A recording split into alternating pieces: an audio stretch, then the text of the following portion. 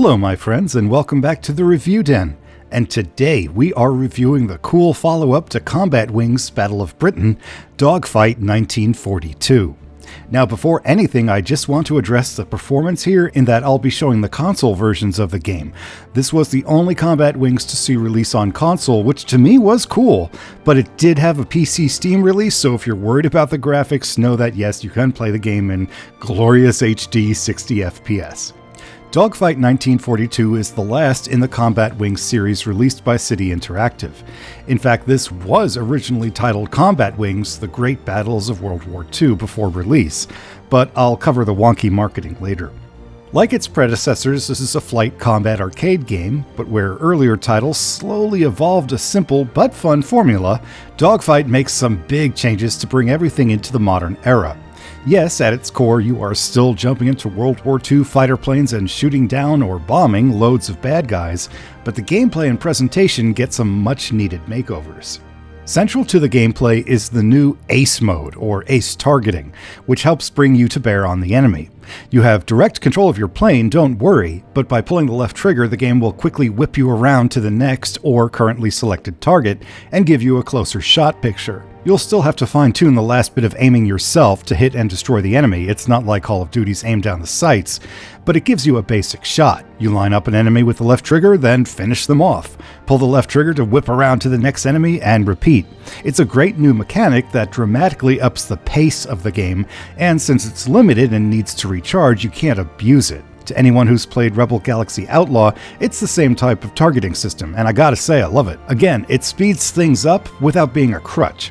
It's pretty necessary here too, as these missions are faster and more dense than before.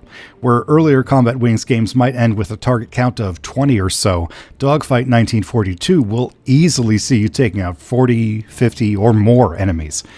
Secondary weapons are here in the form of rockets, bombs, and torpedoes, and while they aren't homing, they are unlimited and recharge very quickly.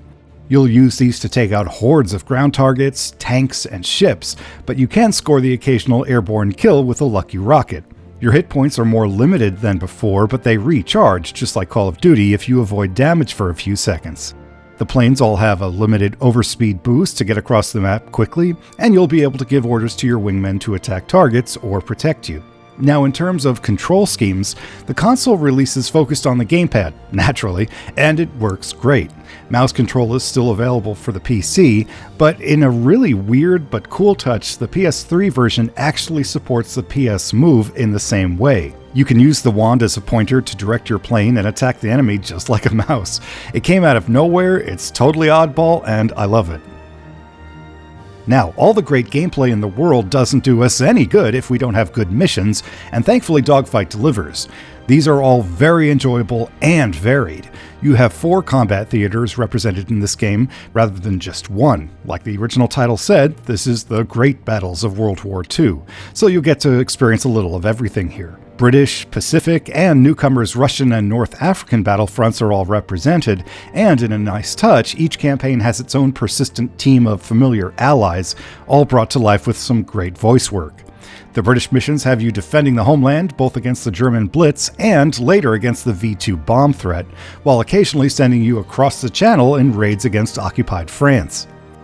The American Pacific missions see you defending Midway against the Japanese carrier force, before eventually assisting the landing and takeback of Iwo Jima. And hey, as a side note, what a difference a few years makes between their first and latest effort. The new Russian campaign has you pushing back the massive German ground forces, such as in the Battle of Kursk, in addition to moving deeper into the Reich's backyard in the last stages of the war.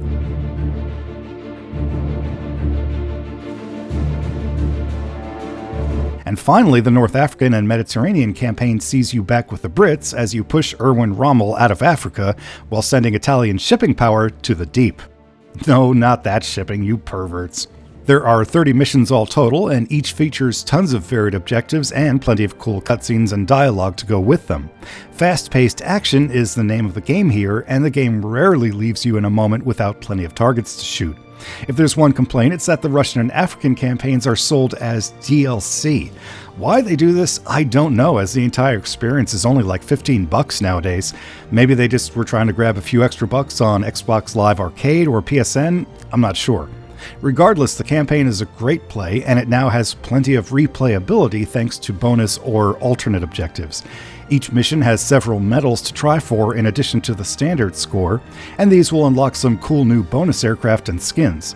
Speaking of, the air power really gets a boost here.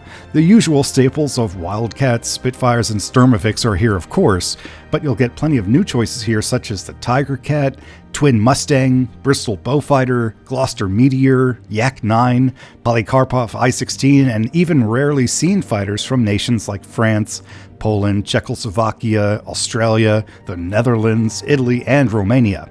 It's a great lineup for those of you who like your World War II airplanes, and you can use the allies or enemies in the free play gauntlet modes. Visually, this is a good-looking game. Whether it's oceans and islands, or plains, mountains, and deserts, the environments are big and they're a huge step up from before. Forests and cities are all fully realized. Yay! The draw distance is long and the game throws plenty of enemies on screen. The plains are mostly well rendered, although close-ups show a few rough edges, and the weather effects are convincing. It's not quite the top-tier beauty of, say, IL-2 Burbs of Prey or Wings of Steel, but it wasn't meant to be. This was released under Xbox Live Arcade and PSN. And on that level, it fits perfectly, with bright, colorful graphics and plenty of action. But there are some caveats. Both consoles aim for 60 frames per second, but as soon as the action heats up, you'll see plenty of drops. There's also a lot of screen tearing as you turn or dogfight. It doesn't hurt the gameplay, but it's noticeable. The PS3 version also has an irritating stutter whenever dialogue pops up. Obviously, there are just some optimization issues here. Again, though, it is available on Steam, so these should be no worries for PC gamers. The presentation has been reworked into the modern era nicely. The front end loses the budget look in favor of a clean animated menu, while the in-game HUD removes flight info not really necessary for arcade games and mostly focuses on the score. You'll get your health, speed, and secondary weapons, but the focus is on the tally marks and the kill score multiplier. Again, it's arcade action. Audio-wise, Dogfight matches its other upgrades nicely. There's plenty of radio chatter between your teammates, and it's really enjoyable. The voice work is top-notch and gives plenty of life to each mission. Here we go, boys. Let's get the Stukas. Boys, I can be your father, laddie. The music has finally moved out of the old MIDI days, and there are a few decent mission tunes. The planes, guns, and explosions all sound fine, same as before. Now, normally this is where I'd give my final thoughts and conclusion, but first I want to address the weird marketing journey this game went through. The story of Dogfight 1942 actually begins a little before the game, as this was apparently rebranded before release, and it must have happened really last minute, as there are a lot of sources which show the game in its original marketing form. Even trailers from 2012 listed the original title, and considering it released in 2012, somebody in marketing must have really panicked. Yeah, this game was originally titled as a Combat Wings game. Combat Wings: The Great Battles of World War II. But someone must have thought that was too many syllables for console gamers, or didn't want to associate with the earlier budget titles. What's stranger, too, is that the game did drop under its original title, but only for one specific format. Japan, unlike the rest of us, got a physical PS3 release under the original title. It even shows up in-game. Honestly, I'm not sure why they went through this change, but it is sort of a cool side story.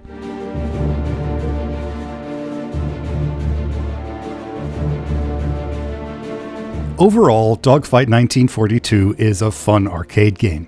It finally brought the series into the modern age and was released right at the end of what I thought was the golden age of Xbox Live Arcade and PSN. Like many flight games, it probably won't appeal to the mass market. Even with games like Ace Combat, the genre is still pretty niche, but those interested will probably have a blast. The new fast-paced gameplay is awesome, and you get some cool, rarely seen aircraft to choose from. It's a shame they seem to have abandoned the IP right when they nailed the formula. City Interactive mostly just focuses on Sniper Ghost Warrior games, but who knows what the future holds.